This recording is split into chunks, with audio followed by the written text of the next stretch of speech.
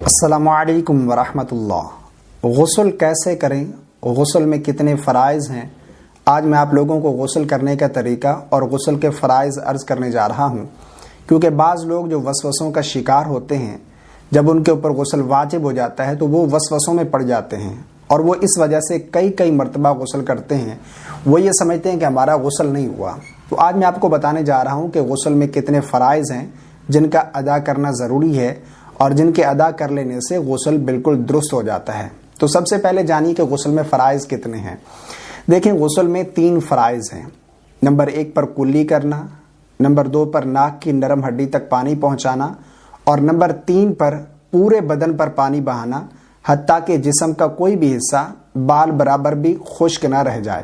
اگر کوئی شخص ناپاک تھا اور اس نے غسل کرتے وقت ان 3 فرائض کو صحیح طریقے سے ادا کر لیا تو اس کا غسل بالکل درست ہو جائے گا۔ یہ غسل کے فرائض تھے۔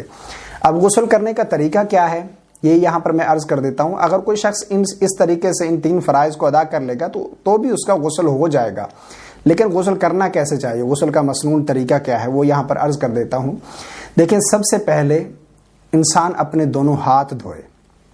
ہاتھ دھونے کی وجہ یہ ہے کہ اگر کوئی شخص بالٹی وغیرہ یا ٹب وغیرہ میں پانی لے کر غسل کر رہا ہے تو اگر کسی شخص نے بغیر دھلا ہاتھ ٹپ یا بالٹی وغیرہ میں ڈال دیا تو اب وہ پانی استعمال کے قابل نہیں رہے گا، یعنی اس سے غسل اور وضو نہیں ہوگا اگر کوئی شخص اس طرح کرے گا۔ تو اس لیے احتیاط ضروری ہے کہ سب سے پہلے اپنے دونوں ہاتھ دھو لیں اچھے طریقے سے۔ ہاتھ دھونے کے بعد پھر استنجا کریں، چاہے نجاست لگی ہے یا نہیں، دونوں صورتوں میں استنجا کر لیں پہلے، اور پھر جسم کے جس حصے پر نجاست وغیرہ لگی ہوئی ہے اس نجاست کو دور کر لیں۔ استنجا کرنے کے بعد پھر اچھے طریقے سے دونوں ہاتھ دھو لیں۔ ہاتھ دھونے کے بعد پھر نماز جیسا وضو کریں جس طرح نماز کے لیے وضو کیا جاتا ہے، یعنی 3 مرتبہ کلی کریں، 3 مرتبہ ناک میں پانی ڈالیں، 3 مرتبہ چہرہ دھوئیں، 3 مرتبہ دونوں بازو کوہنیوں سمیت دھوئیں، اور اسی طرح پھر چوتھائی سر کا مسح کریں۔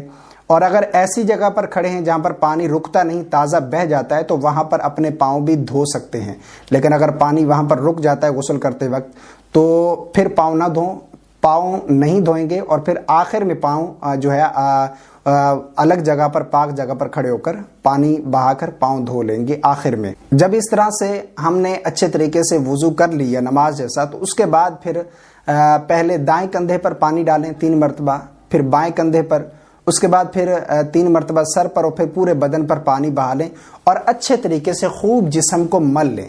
اور جسم کے جوڑ ہیں وہاں پر بھی پانی بہانے کے لیے ضروری ہے، کیونکہ وہاں پر بھی جگہ خشک نہ رہ جائے۔ تو یہ جو جوڑ ہیں جسم کے، یعنی بازو ہو گئے یا اسی طرح گھٹنا ہو گیا، یہ جو جوڑ ہیں یہاں پر بھی خاص طور پر توجہ کرنی چاہیے، اس چیز کی احتیاط کرنی چاہیے کہ جسم کا کوئی بھی حصہ بال برابر خشک نہ رہ جائے۔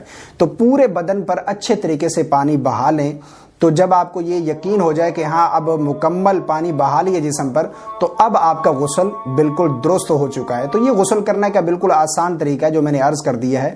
اگر کوئی شخص ان فرائض کو ادا کر لیتا ہے تو بھی اس کا غسل بالکل درست مانا جائے گا، لیکن اگر کوئی شخص اس طریقے سے غسل کرے گا تو یہ زیادہ بہتر ہے۔ یہ سنت طریقہ، مسنون طریقہ، اس پر عمل کریں گے تو زیادہ بہتر رہے گا۔